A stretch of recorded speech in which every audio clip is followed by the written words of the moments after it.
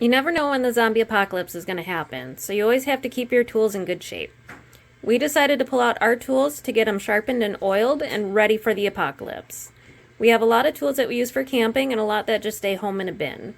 So you tell me, which one are your favorites and which do you always bring camping? I'm going to show you about our camping tools. So we typically go boat camping, and when we do, we bring this nice big knife. In its sheath, we have a extra large ferro rod. We have a tinder pouch inside here, a pocket bellow, an extra large stainless steel carabiner, and a whistle. So this typically stays in the boat for emergency purposes. We don't carry it around at camp. Next, we always bring this titanium shovel. We did sharpen the edge, but its primary purpose is to support the dogs in their camp adventures. But it's also been really handy when we've had downpours at the campsite and we've needed to dig trenches to divert water. Next, we have our EDC knives. These are always in our pockets. So it's his and hers. Mine is this Gonzo knife. I prefer it because of the handle shape. It really fits my hand well, and it's just a really good knife. For our camp chores, we have his and hers again. Mine is the Mora Bushcraft. Again, this handle fits my hand very, very well, and it has this very large finger guard. You can see I've beaten the heck out of this thing, and it's still running really well.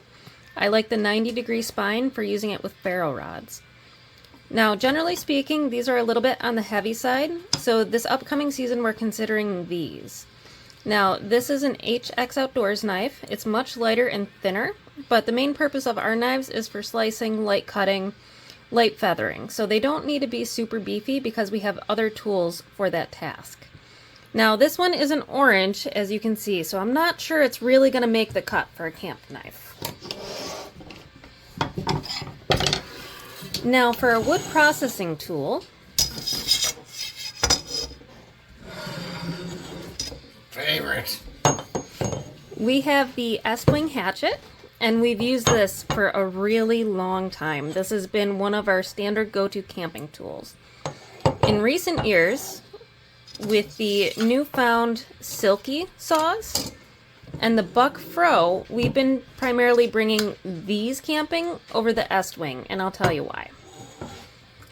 The Silky Gomboy is a draw saw, and it makes cutting very large trees very easy and a lot more energy efficient than having to hack it with the Estwing. With the Silky, you just draw, draw, draw, and so it's a lot more energy efficient. You don't get nearly as sweaty as you do with the Estwing. So this is how we process large logs, and then to split them, we use the Buck Fro.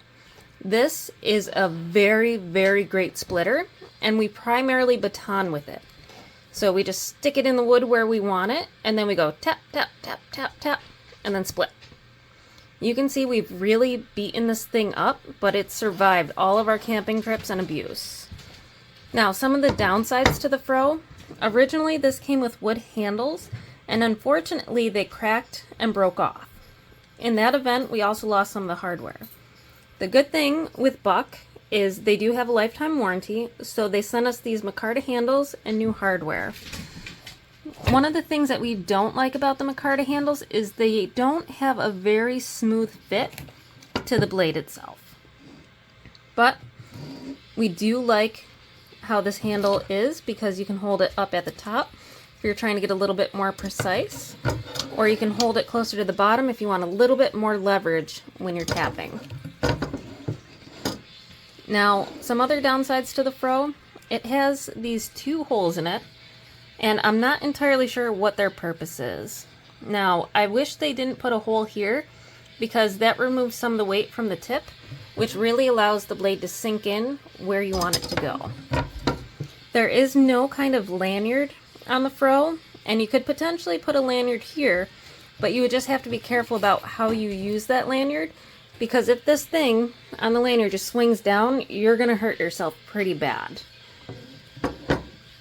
But other than that, we really like the Fro and the Silky combination. Now, because we always camp in pairs, we have a his and her situation. One person can be processing large wood, The other person can be processing smaller wood to get the kindling set, or even just to split the wood so the inside is more dry and allows us to make really big fires between these two tools without having to get all sweaty and worn out with just the Estwing. Now, you could use these tools in any combination. This is just what we prefer for camping. So tell me, what are your favorite camping tools? Do you like the Estwing? Do you like the Silky and the Fro? Or do you prefer a much larger style knife for your campfires? Tell me in the comments down below.